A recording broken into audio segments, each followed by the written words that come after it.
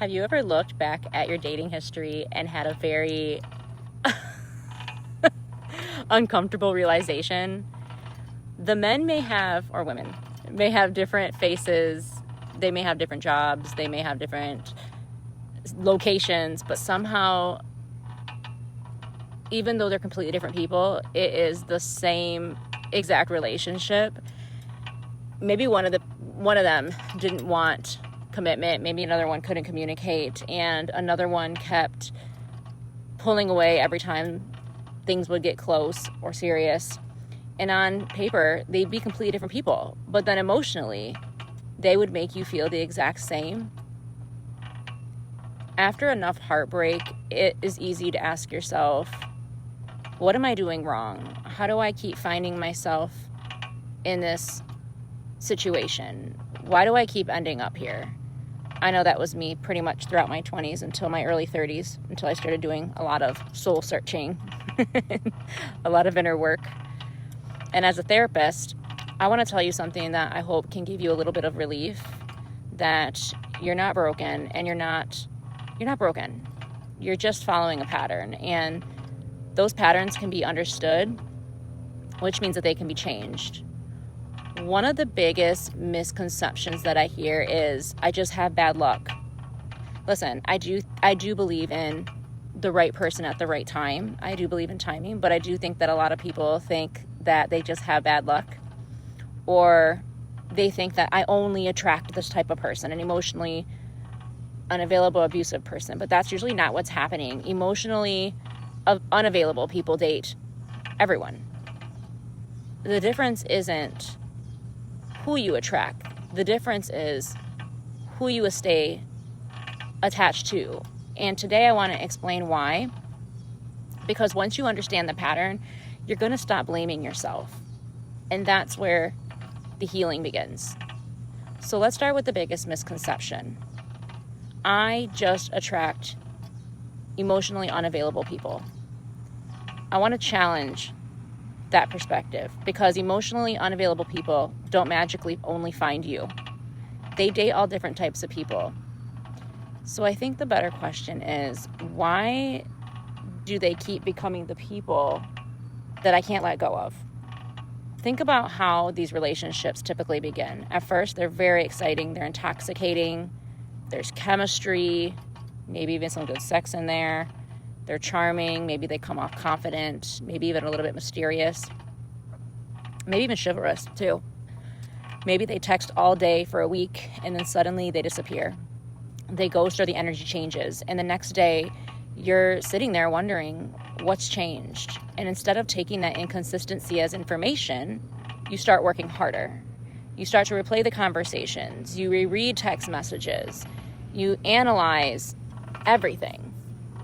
And you start to wonder, did I say something wrong? Should I have waited to text longer? Am I asking for too much? And you start to shrink yourself. This is where I see people start to shrink themselves, because they're trying to fit into what the other person, they're trying to match that other person's energy.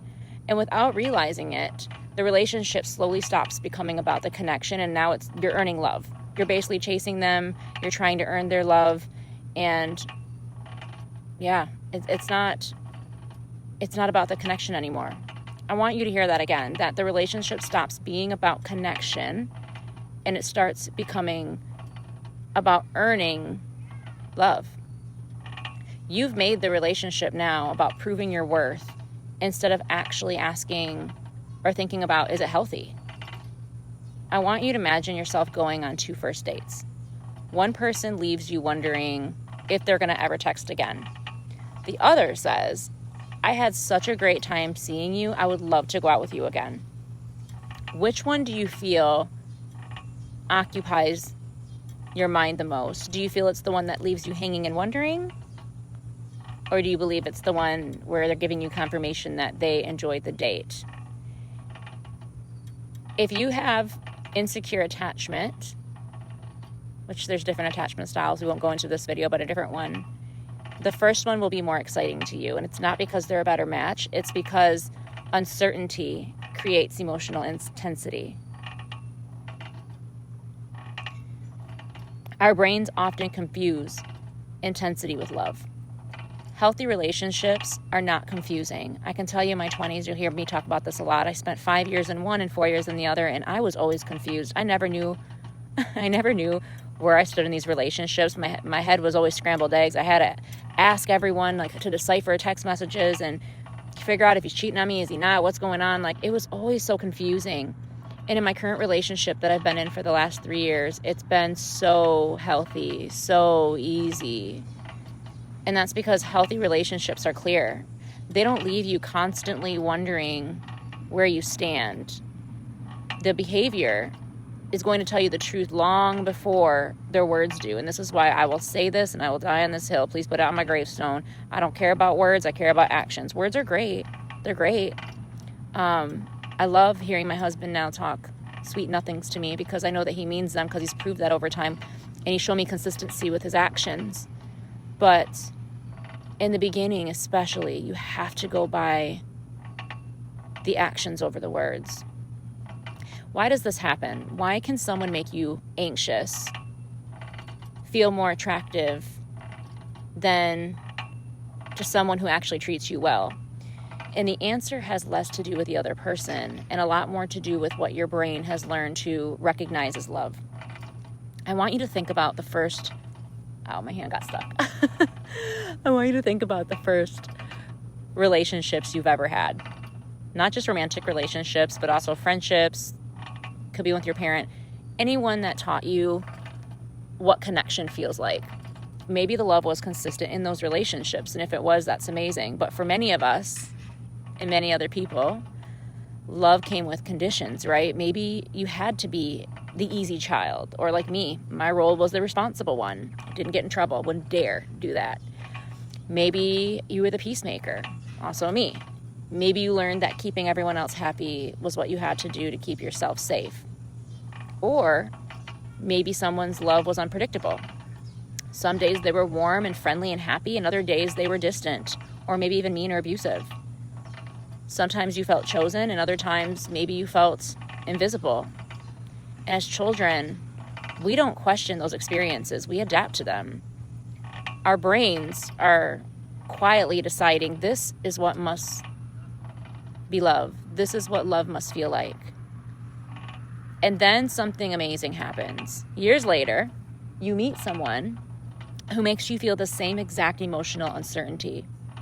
Not because they're your soulmate, but because your nervous system is whispering, I know this feeling. This feeling is familiar to me. And that's why familiarity can feel like chemistry. It's not because it's healthy. It's because it's recognizable. I'll give you an example of this. In my 20s, I dated this guy, and I would always say to him, you remind me so much of my dad. And this is no shade to my dad. We've done a lot of work on our relationship, but a lot of times to this guy, I would say, you remind me so much of my dad. And he really thought that was a compliment, I guess. He would say, oh, really?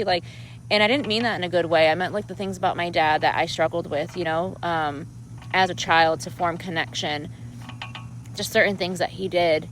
And I attracted men that I had to prove my love to them. I don't even know exactly if all of them were like my dad, but a lot of them where I had to prove my love. And that's because as a child, I always felt with my dad, if I only behaved well enough, he would, be more vulnerable and soft with me. So a lot of times it's not chemistry so much as it is familiarity. Have you ever noticed that sometimes the person who gives you the biggest butterflies is also the one who gives you the most anxiety? Your heart races when they text. Your stomach drops when they don't. You feel amazing when they choose you. Oh, that feels so good. It feels like you won the lottery. But then also you feel devastated once they pull away from you. It's like the highest of the highs and the lowest of the lows. And that's what we call chemistry. But I want to challenge that for a second. What if those butterflies you're feeling are not excitement? What if it's your nervous system recognizing an old pattern? Because anxiety and attraction can absolutely feel the same in your body. A racing heart, obsessive thoughts, constant anticipation, waiting for reassurance from the person. That doesn't automatically mean you found your person. Sometimes it means you found someone who activated an old wound. And just because something feels familiar doesn't mean that it's for you. Healing isn't learning to ignore your feelings. Healing is learning to ask, is this relationship bringing me peace? Or is it activating my survival mode? Because those are two completely different experiences. So what do you actually do with all of this information? Because understanding the pattern, I think, is important, but insight alone isn't going to change your dating life or the way that you connect with anyone, really, any type of relationship, but especially in dating. You need a different way to evaluate people. I think most of us have been asking the wrong question. When we meet someone, our brain immediately asks, do they like me? This bird over here just flew over my head with a fish in its mouth. Okay, back to what I'm saying. But do they like me? Should I text them? When are they going to call? Are they losing interest? Your attention becomes completely focused on them. And I want you to imagine something. Imagine you're interviewing someone from one of the most important positions in your life. Because you are. When I was dating, I like to think of it as I'm the CEO of my company, and I'm dating to find the vice president. And I got to make sure I pick the right vice president so that my company doesn't go bankrupt and crumble, right? You're deciding who gets access to your heart, your fragile, precious heart that we all should be guarding. Who gets access to your peace, that priceless peace? Who gets to influence your future, including your children, your future children? Would you hire someone after a really good interview? Just one interview? No, of course not. You wouldn't. You'd want to know, can I trust them? Are they consistent? Do their actions match their words? How do they handle conflict? Can they communicate? Can they apologize? Do they take accountability? Can they make me feel emotionally safe? So why don't we ask the same questions during dating? Instead, we get swept away by the chemistry and we start interviewing ourselves. We turn it back on ourselves instead of on them. We say, am I interesting enough for them? Am I pretty enough? Am I smart enough? Am I successful enough? Am I funny enough? And instead of asking, are they emotionally mature enough? We start to just turn it on ourselves. And that's the shift that I want you to make. I want you to stop trying to convince someone to choose you. Start deciding whether they've earned a place in your life or not. That's what secure dating looks like. You're no longer chasing, you're observing. I always say in the first 3 months, this is why I didn't rush into a relationship. When I was first dating, I dated for a good 3 months before I wanted to make a guy to make me his girlfriend, because I learned in the past rushing that I had to sit back and observe. I had to see, does this man's actions match? And all the questions I said earlier, I had to ask myself that. I didn't play with my heart in my 30s. Like my 20s, I played around too much. I got hurt too much. I had to change something, you know? So when you're dating from a secure place, you're observing, you're paying attention, you're witnessing, you're collecting data. You're letting time go by to let them reveal their true colors, their true character. Because anyone can be charming for 2 weeks or even a month or two, to be honest. That's why I say 3 months, sometimes the mask will start to fall. Sometimes not. Sometimes they're really good actors. Anyone can say all the right things. Anyone can create butterflies. But consistency is hard to fake. Character is hard to fake. Emotional safety is hard to fake. Emotional availability is hard to fake. One of my favorite reminders is this. Chemistry is the invitation. Character is the reason of why you stay. So the next time you go on a date, instead of asking yourself, I wonder if they like me, I want you to think, do I like them? Did I actually like who they were? Were they kind? Were they curious about me? Did they ask questions? Because I don't know what's going on in modern dating. A lot of people don't know how to ask questions, like, and get curious about someone else. Did I feel emotionally safe? Did they make me laugh? Were they respectful? Did I leave feeling at peace? Or did I feel anxious because I want them to choose me?